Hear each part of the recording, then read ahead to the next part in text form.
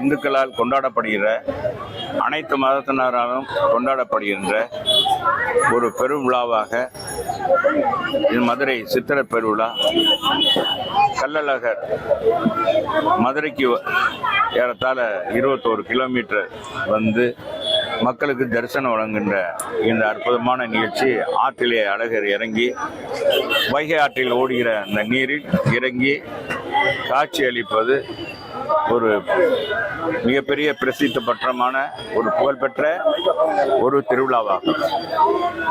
இந்த திருவிழாவில் ஆன்மீக பெரியவர்களும் விவசாய உழவர் பெருங்குடி மக்களும் இது பெரிதும் வருகை தந்து அதை அழகர் பெருமானை ரசிக்கிறார்கள்.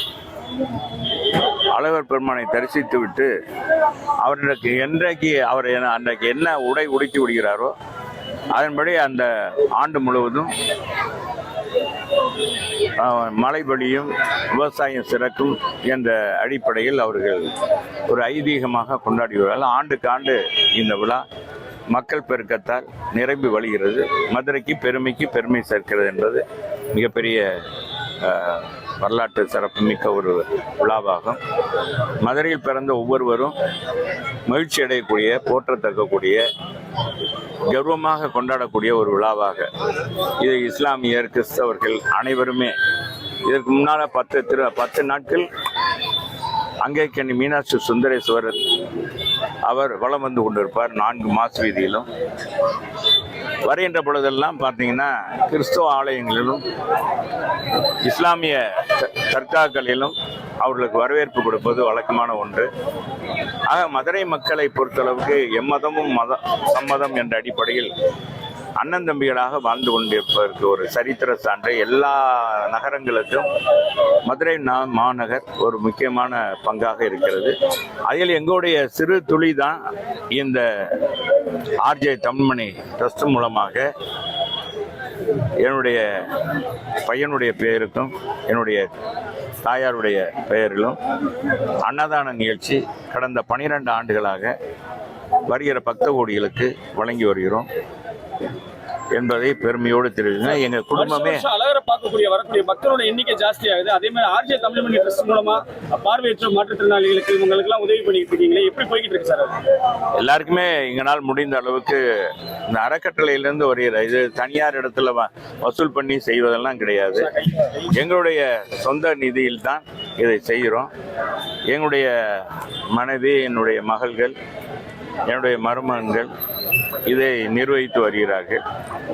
மாதந்தோறும் எங்களுடைய மேற்கு தொகுதியில் ஒவ்வொரு பகுதியிலும் இந்த மருத்துவ முகாம்கள் நடத்தப்படுகிறது. அங்கு அனைத்து வசதியும் அனைத்து வகையான நோய்களுக்கும் அங்கே வைத்தியம் செய்யப்படுகிறது. குறிப்பாக அரவிந்த் கண் மருத்துவமனையின் மூலமாக ஆயிரக்கணக்கான பேர்களுக்கு கண் அறுவை சிகிச்சை, கண் கண்ணாடி வழங்குதல், குறை நீக்குதல் போன்ற பணிகளும், முடன் நீக்குதல் ஈஸ்வரா திருச்சி ஹாஸ்பிட்டல் மூலமாக பல்வேறு உதவிகளை செய்கிறோம். அதே மாதிரி எங்களுடைய பனங்கல் பார்க்கு அருகாமையில் இருக்கிற என் பையனுக்கு வாங்கிய அந்த ட்ரஸ்ட் இடத்தில் அங்கே வந்து பார்த்தீங்கன்னா மேலே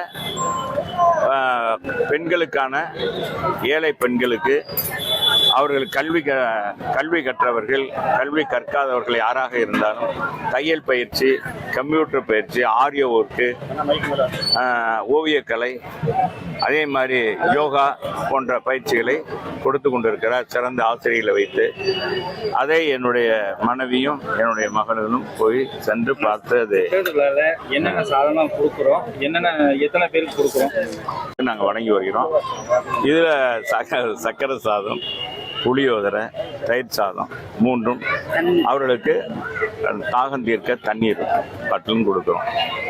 இது எங்களுக்கு மன நிறைவை கொடுக்கக்கூடியது. எத்தனை நிகழ்ச்சி நடத்தினாலும் சரி, இந்த நிகழ்ச்சியை உண்மையிலே இன்றைக்கு எனக்கு மாவட்ட ஆட்சித்தலைவருடைய இதுலையா இது என்னுடைய பையனும் என்னுடைய தாயாருடைய பெயரிலும் நடத்தவனா எங்களுக்கு அனுமதி கொடுத்திருக்கிறார். இது அரசியல் சார்பற்ற நிகழ்வுனால இதில் உணவு துறையினுடைய அனுமதி பெற்று தான் இது உணவுத்துறையினுடைய மேற்பார்வையில் தான் அந்த உணவு வழங்கப்படுகிறது. சுத்தமான சுகாதாரமான உணவு வழங்கப்படுகிறது.